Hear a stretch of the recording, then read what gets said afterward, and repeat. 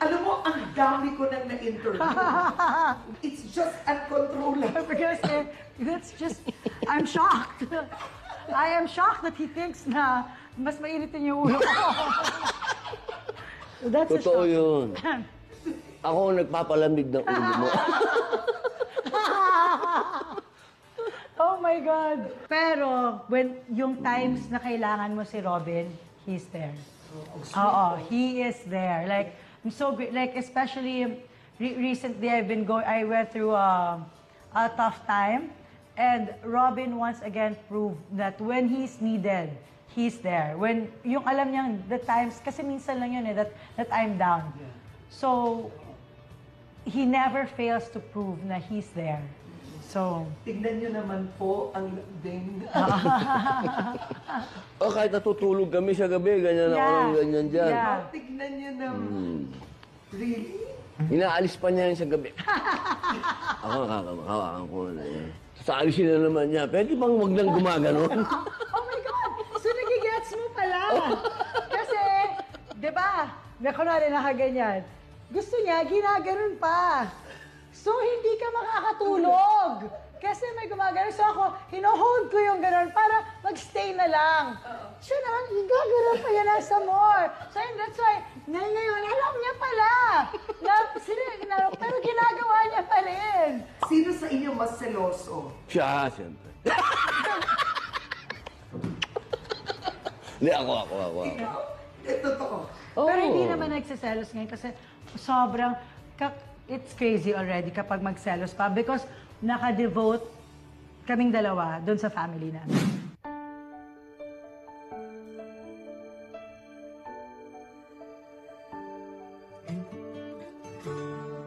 Pagdating sa relihiyon, paano ang mga anak ninyo? Ako muna, ikaw na. Ikaw naman. Para may camaraderie tayo dito sa part na to. Hindi. Ang philosophy namin kasi dyan, yung more knowledge sa bata, mas maganda. So, expose sila sa Catholicism, expose sila sa Islam, hindi namin pinagdadamot yun. Kahit may ibang religion pa, walang problema sa akin yun. Pero sa ngayon, siyempre, ang alam nila, Muslim sila. Yeah. At sa ngayon, hindi ka pa Muslim. Yes. Naging issue ba yun sa inyong No. Yun ang never naging issue. Hindi siya Muslim, pero lahat ng tradisyon namin, sineselebrate niya, sinusunod niya. Ramadan, Idil Fitr, Idil Adha, lahat yon.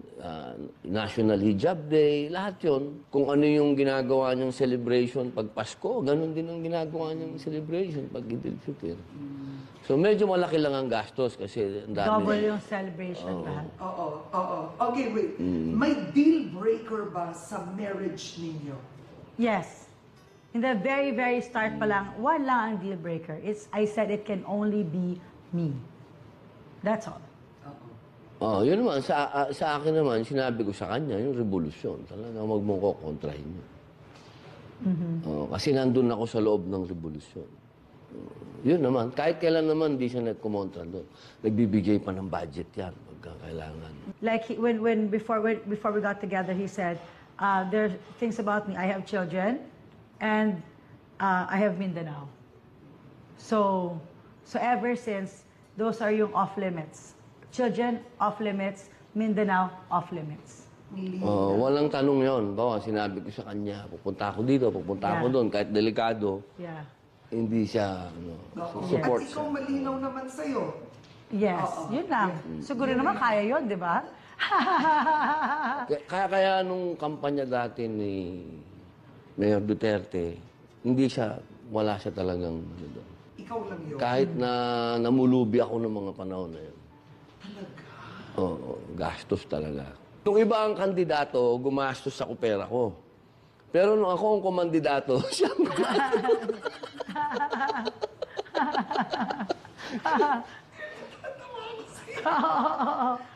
Kaya, feeling ko that's why we are good.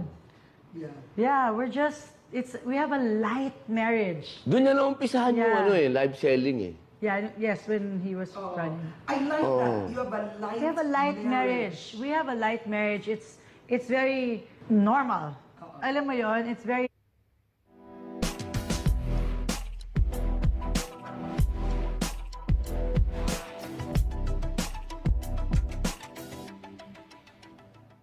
normal. It works. Sa mga nanonood ngayon, what is the secret to making your marriage know that you stay in love?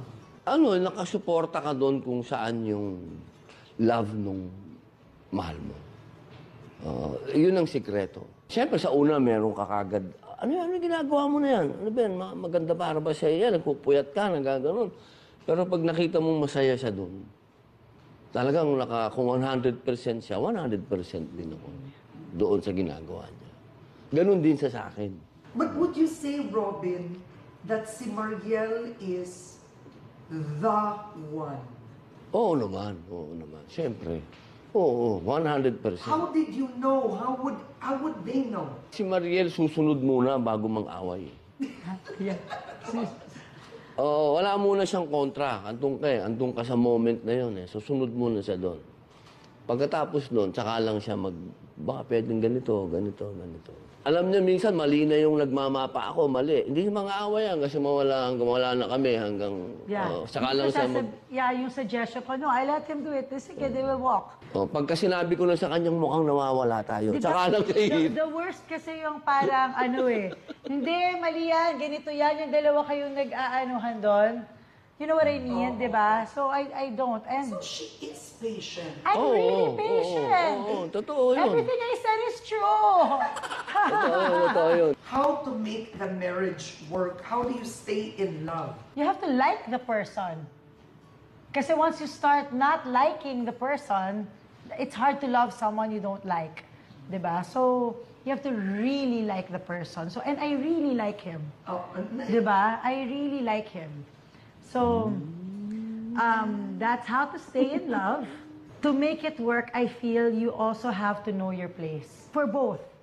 You know what you're supposed to put on the table, and then I feel na pag alam mo lumugar kung saan ka dapat na nagbabalance, I think it will make a marriage work. Message of love to Mariel.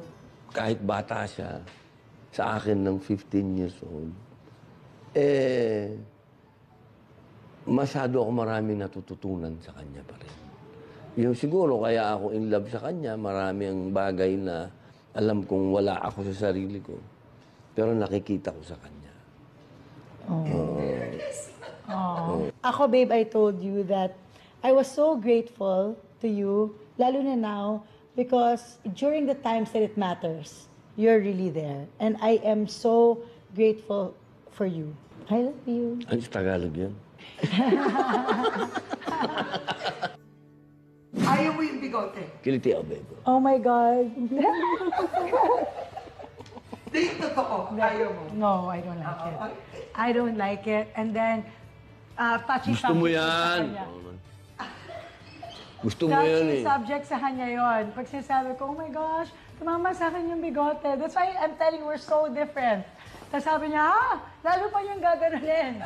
Oo. So, pero, yes. Yan yung ano. Then, in love siya dyan sa bigot. Oh my God. Hindi po talaga.